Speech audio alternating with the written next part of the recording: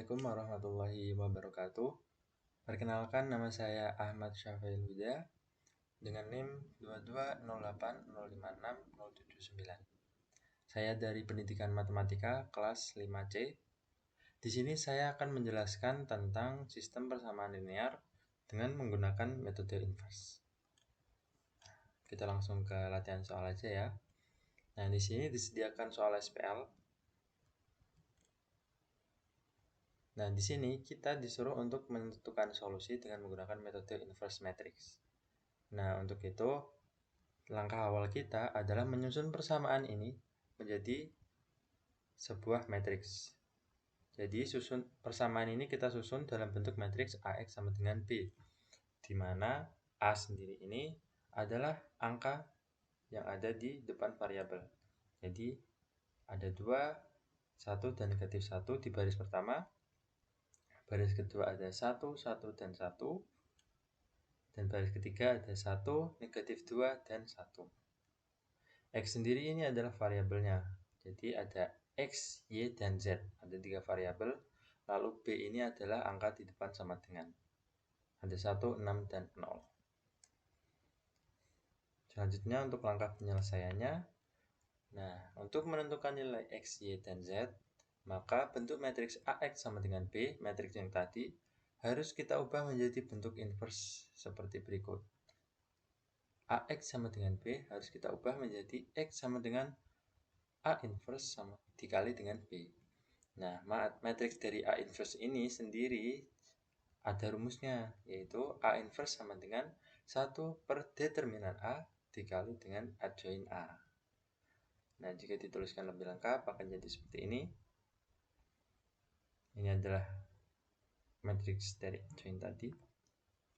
Matriks dari A. Lalu selanjutnya, nah dari rumus tadi, maka kita harus menentukan satu persatu. Kita harus menentukan determinan A, menentukan adjoint A untuk bisa mendapatkan inverse dari matriks A. Nah, pertama kita harus menentukan nilai dari determinan matriks A. Kita tuliskan kembali matriks awal tadi, lalu kita tambahkan 2 kolom awal. Nah, di sini cara menghitungnya adalah dengan nilai kanan dikurangi dengan nilai kiri. Kanan itu adalah perkalian ke kanan, 2, 1, 1, ini dikali, ditambah dengan 1 kali 1 kali 1, ditambah dengan negatif 1 dikali 1, dikali negatif 2. Ini semua ditambahkan lalu dikurangkan dengan nilai kiri.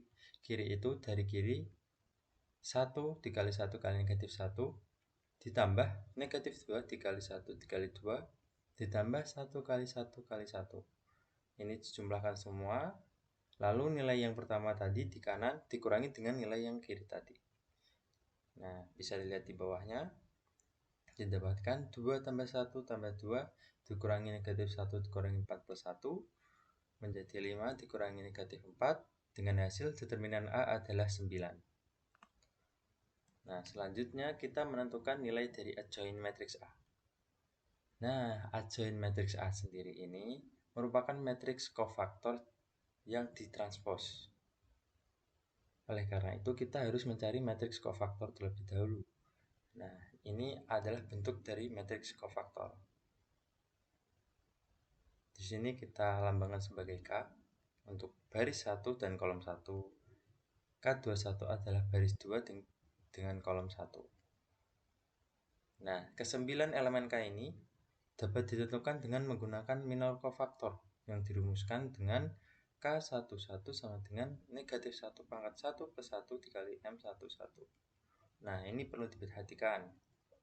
Ketelitian juga diperlukan. K11, maka yang harus kita masukkan nilainya adalah M11. Nah, M11 ini adalah determinan minor dari matriks A yang diperoleh dengan menutup baris dan kolom pertama matriks A.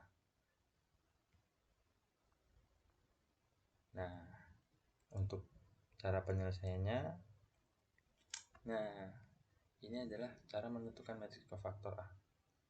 Nah, di sini M11 ini kita peroleh dengan menutup baris dan kolomnya. Contoh, ini M11 kan 1, 1, negatif 2, dan 1. Jika kita lihat di matriks awalnya, M11 itu adalah angka di baris 1 dan kolom 1, berarti adalah angka 2. Jadi ini kita tutup barisnya, lalu kita tutup juga kolomnya, sehingga hanya tersisa angka 1, 1, negatif 2, dan 1. Nah, ini bisa dilihat. Begitu juga seterusnya. Misal M32 ini berada di baris 3 dan kolom 2, berarti baris 3 ada di ini, baris 3 kolom kedua berarti ini. Angkanya adalah negatif 2. Maka ini kita tutup barisnya, ini juga kita tutup. Ini kita tutup kolomnya, ini juga kita tutup barisnya. Sehingga tersisa 2, 1, negatif 1, 1. Nah, ini jika dilihat 2, negatif 1, 1, 1. Nah, setelah didapatkan M-nya ini, kita hitung determinannya. Masing-masing ini udah tertera ya. Determinan nilai kanan 1 kali 1 dikurangi dengan nilai G, negatif 2 dikali 1. Mendapatkan hasil 3. Ini 0, negatif 3, ini 5, 3, negatif 1, 2, 3, dan 1. Ini udah sesuai dengan baris dan kolomnya ya. Lalu nilai-nilai M ini kita masukkan ke rumus kofaktor tadi, rumus K tadi ya. Jika ini M11, maka ini K11 sama dengan negatif 1 pangkat 1 plus 1 dikali 3 sama dengan 3. Begitu juga seterusnya. Ini 0, kita masukkan angka 0, ini negatif 3, kita masukkan negatif 3. Sehingga didapatkan hasil berikut ini. Nah, K11-nya 3, K12-nya 0, K13-nya negatif 3, K21-nya 1, K22-nya sama dengan 3, K23 sama dengan 5, K31 sama dengan 2, K32 sama dengan negatif 3, dan K33 sama dengan 1. Maka kita masukkan ini ke dalam matriks kofaktor A. Kita masukkan ke dalam matriks kofaktor A. K11 berarti K baris 1 dan kolom 1 berarti di sini.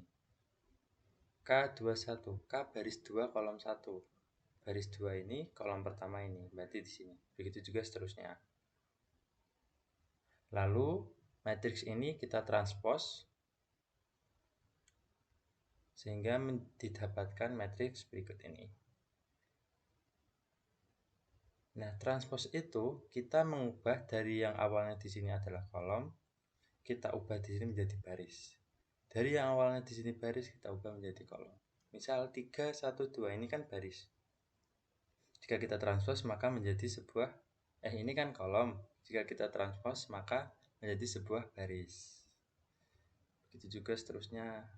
Ini kolom, kita pindah di sini menjadi sebuah baris.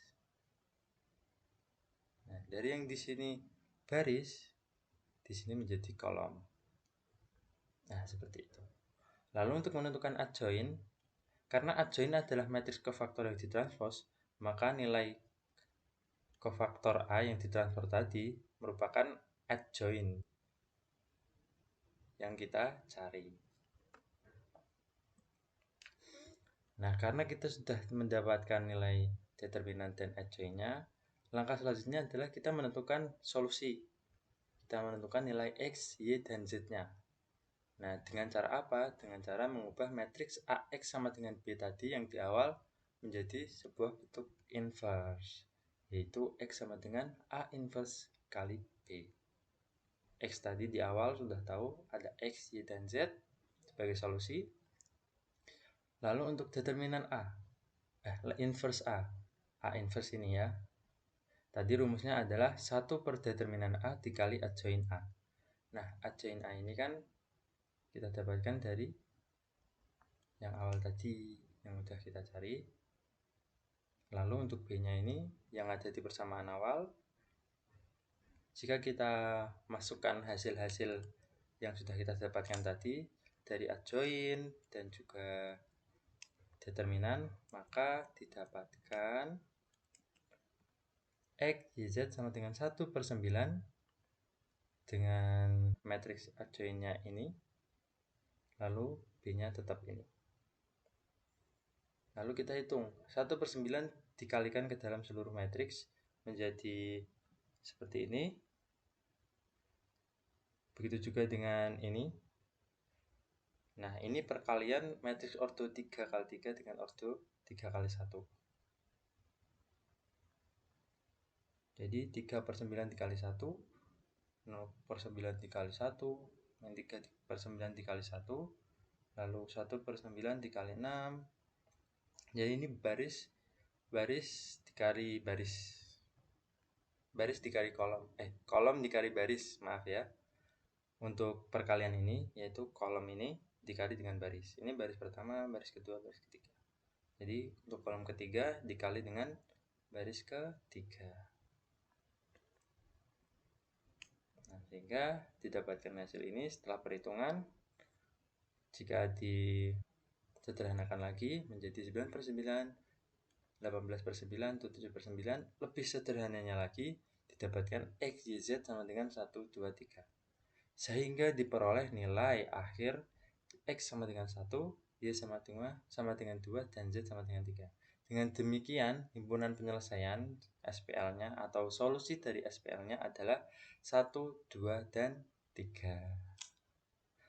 Begitu kurang lebihnya penjelasan dari saya tentang SPL dengan penyelesaian metode inverse. Terima kasih banyak. Assalamualaikum warahmatullahi wabarakatuh.